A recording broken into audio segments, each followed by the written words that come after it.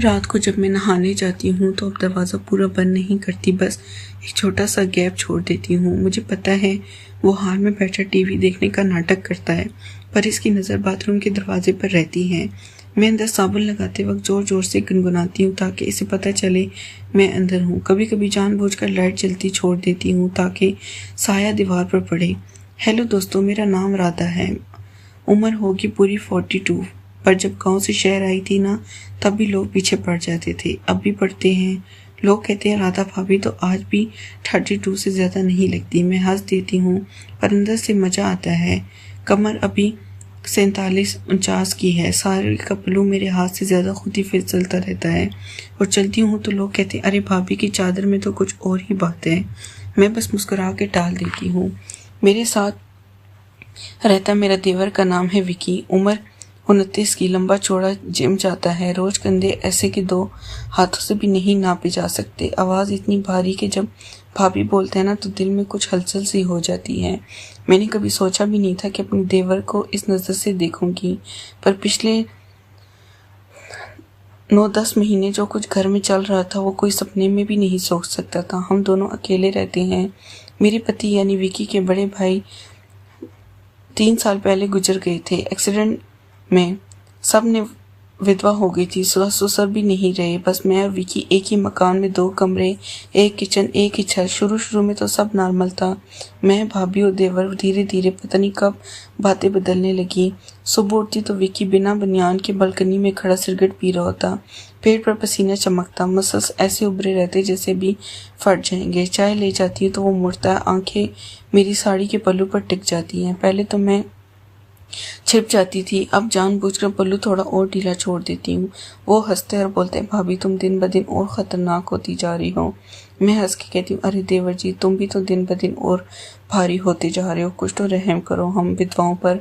वो पास आता है, चाय का कप लेते वक्त मेरी उंगलियां छू जाते हैं। जानबूझ के मेरी सांस रुक सी जाती है। रात को जब मैं नहाने जाती हूँ तो अब दरवाज़ा पूरा बंद नहीं करती, बस एक छोटा सा गैप छोड़ देती हूँ। मुझे पता है वो हाल में बैठा टीवी देखने का नाटक करता है, पर इसकी नज़र बाथरूम के दरवाजे पर रहती है। मैं अंदर धन साबुन लगाते वक्त जोर जोर से गुनगुनाती हूँ ताकि इसे पता चले मैं अंदर हूँ। कभी कभी जानबूझकर लाइट जलती छोड़ देती हूँ ताकि साया दीवार पर पड़े। एक दिन तो हद ही हो गई। मैं नहा के निकली, सिर्फ पेटीकोट में बाल गीले। विकी सोफे पर लेटा था। मैंने इसकी वाइट शर्ट उठाई जो सोफे पर पड़ी थी और पहन ली। बटन नहीं डाले, बस 2 बटन नीचे से बंद किए। शर्ट मेरी नीचे तक आ रही थी। मैं किचन में चाय बनाने चली गई। विकी उठा और पीछे आ गया। मैंने झुके गैस चलाई तो शर्ट ऊपर खिसक गई। मैंने बनावटी गुस्सा किया, क्या देख रहे हो? वो वापस आया, मेरी कमर पर हाथ रख के बोला भाभी तुम्हें पता है ना कि तुम क्या कर रही हो? मैंने इसकी हाथ रख के धक्का दिया, हल्का सा, हटो बदमाश, चाय पी लो। और इस दिन के बाद मैं कुछ और ही हो गया। वो रात रात भर मेरे कमरे के बाहर टहलता, मैं भी दरवाज़ा खुला छोड़ देती। कभी कभी वो अंदर आ जाता, मेरे बगल में लेट जाता, कुछ नहीं बोलता, बस हाथ मेरे हाथ पर रख देता। मैं भी चुप रहती।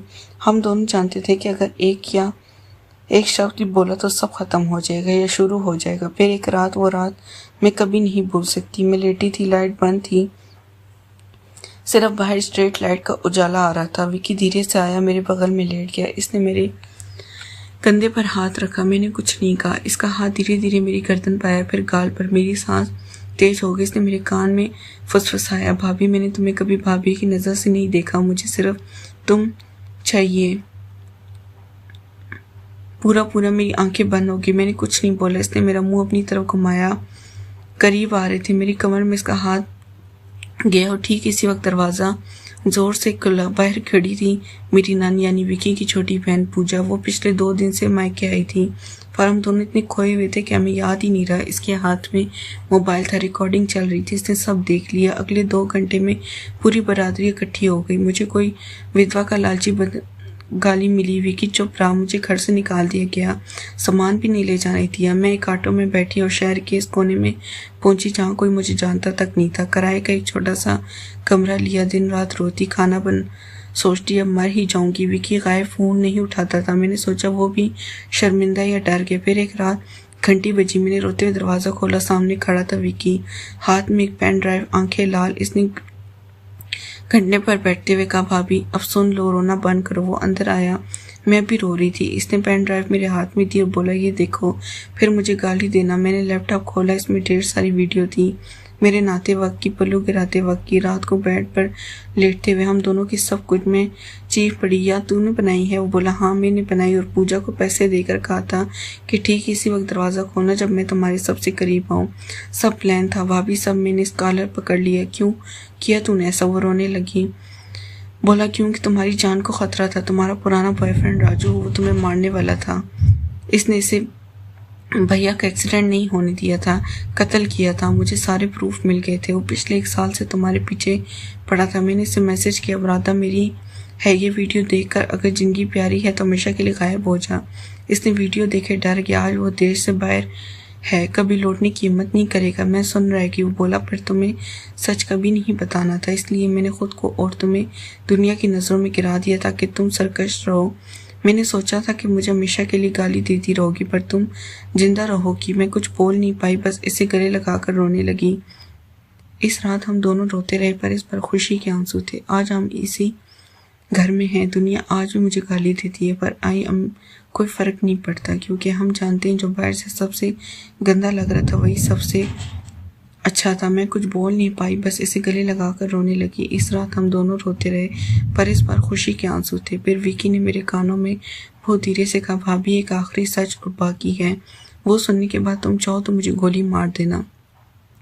मैं हटी, इसका चेहरा देखा। इसकी आंखें भी गीली थी, पर अब इनमें डर था।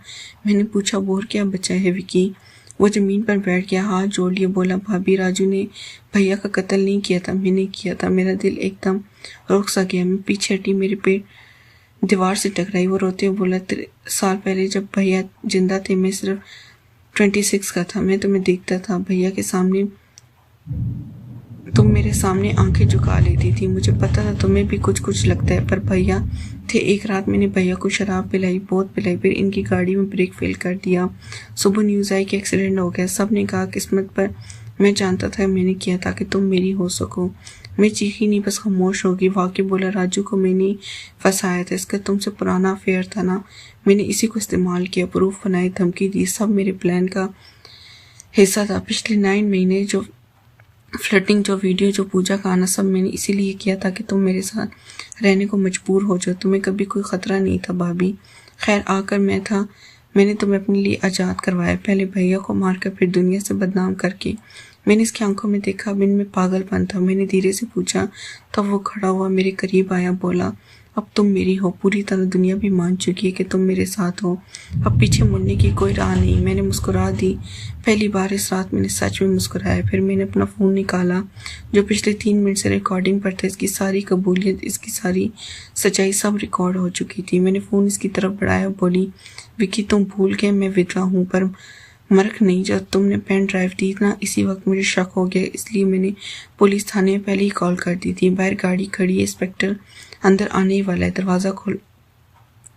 2 पुलिस वाले अंदर आए। विकी के हाथ में कड़ी लगी। मैंने इसकी आंखों में देखा और आखिरी बार बोली, तूने मुझे आज़ाद, मैंने तुझे सजा दिलाने के लिए खुद को बदनाम होने दी। अब सच में मैं आज़ाद हूँ। वो कुछ बोलता इससे पहले पुलिस इसे लेगी। आज मैं अकेली हूँ, पर सच में अकेली दुनिया आज भी मुझे गाली देती है, पर अब मुझे कोई फ़र्क नहीं पड़ता, क्योंकि अब मेरे पास एक सच है जो मैंने खुद लिखा। बोलो दोस्तों, कौन जीता? तो सुनो दोस्तों, जो मैंने आज तुम्हें अपनी ज़बानी सुनाया, ये सिर्फ एक कहानी नहीं थी, ये मेरी ज़िंदगी का वो काला सफ़ेद सच था जो मैंने पहली बार किसी के सामने रखा। मैं चुप नहीं रहूँगी। अब हर हफ्ते ऐसी एक सच्ची सी लगने वाली कहानी जो दिल को हिला दे, दिमाग को चकरा दे और अंत में सच का वो तमाशा मारेगी, तुम रात भर सो न सको, वो मैं तुम तक पहुँचाती रहूँगी। नाम रखा है मैंने अपनी इन कहानियों का गीता की गुप्त कहानियाँ। अगर तुम्हें आज का झटका पसंद आया, अगर तुम भी चाहते हो कि हर बार मैं तुम्हारे लिए ऐसी तूफान लाऊं, तो अभी नीचे लाल वाला सब्सक्राइब बटन दबा दो, घंटी को ऑल पर कर दो, इस वीडियो को लाइक और शेयर कर दो अपनी हर इस दोस्त के साथ जिससे लगता है कि वो सच झेल सकता है, क्योंकि अगली कहानी इससे भी ज़्यादा ख़तरनाक होने वाली है। मिलते हैं अगले हफ्ते, तब तक अपना ख्याल रखना। और हाँ, रात को अकेले में दरवाज़ा जरा ठीक से बंद करके सोना। कभी कभी जो सबसे करीब लगता है वो सबसे ख़तरनाक होता है। जय गीता की गुप्त कहानियाँ, सच का दूसरा नाम।